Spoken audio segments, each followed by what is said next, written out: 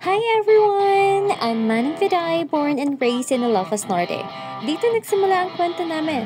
I'm a mom, a partner, and a hustler.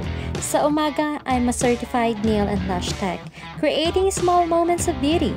At sa gabi naman, I work as a virtual assistant, behind the scenes, building dreams for my family. Pero beyond that hustle, ang pinaka-importante are the memories. Kaya whenever we can, we explore the North. We have road trips, family adventures, kahit simpleng pasyal lang nagiging special. These vlogs are not just about wherever we go, but about where we're with, and the little stories na bumubuo niyang bawat araw. So welcome to our journey. This is Manang Vidayan Fam. Samahan niyo kami sa adventures, sa hustle, at sa daily life namin dito sa Norte. Intayon! Hi there, BCV! Welcome sa ating chika for today or for today's ganap.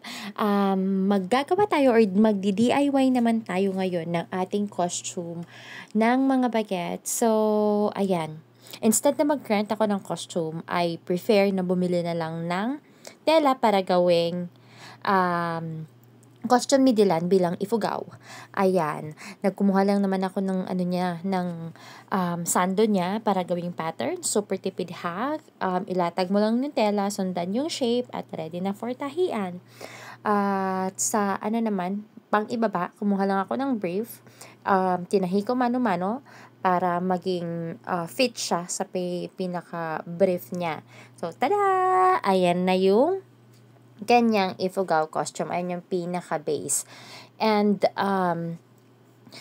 ayan, actually, ginagawa ko to pag wala akong work, tapos na yung trabaho, or I'm on break, para matapos siya within time frame. Kasi, tawag nito, 3 days na lang ata, magbubuwan ng wika na.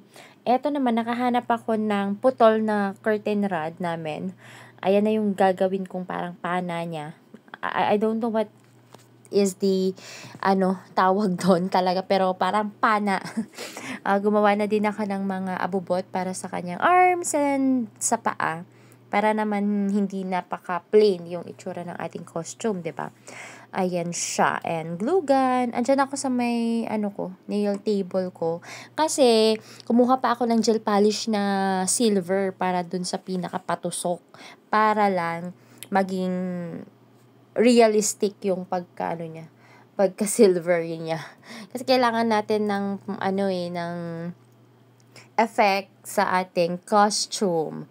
So, ayan, lesson learned as a mom, mga moms, hindi naman kailangan ng bongga o mahal yung costume.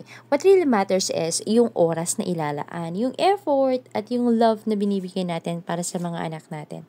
Kasi for them, that is a priceless, yung support na nakikita nila from us. O, tingnan nyo, wala rin akong mahanap na feather ng manok. Bumili na lang ako niyan, yung panlinis.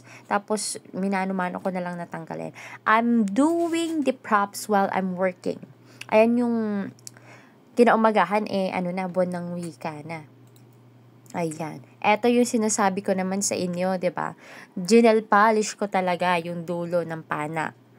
Ayan, diyan ako nagpanday. O, sino lang ba ang ginawang panday ang UV lamp kundi siya ko. So, ayan. Very worth it yung nangyari naman na to. Finally, tapos ko siya in time, yung ifugaw costume. At eto, na-present naman ng maayos. Ang pinaka nakakatuwa pa is, siya yung napili nila teacher na i-represent yung kanilang section. Sila ni Andrea. So, eto, i-mute ko tong voice over ko para marinig nyo yung sasabihin ni Bagets. Kasi nakakatuwa. Ay, mahiyain kasi si Dylan talaga. Pero, no-overcome niya yon. At ayan, nakikisali na siya sa mga ganito.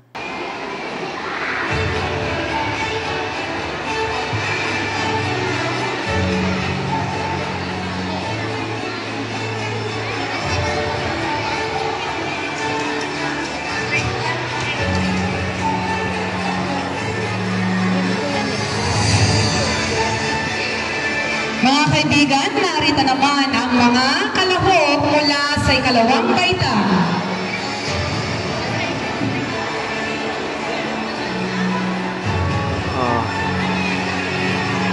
sa bibilan.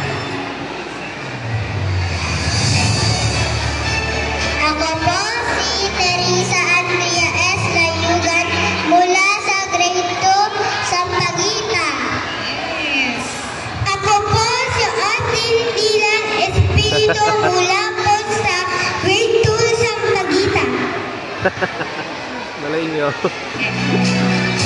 Ating palakpakan ang nasa ikalawang baitang grade 2 sa Pagitan. Diba nakakatawa? Ayan, ayun yung final look ng outfit niya. Binili ko lang yung necklace. Anyway, napaka-fulfilling ng pakiramdam na nagawa ko yung costume and naisagawa ng maayos or nairaos namin ang buwan ng wika. So, kung kaya ko mga moms, kaya nyo rin.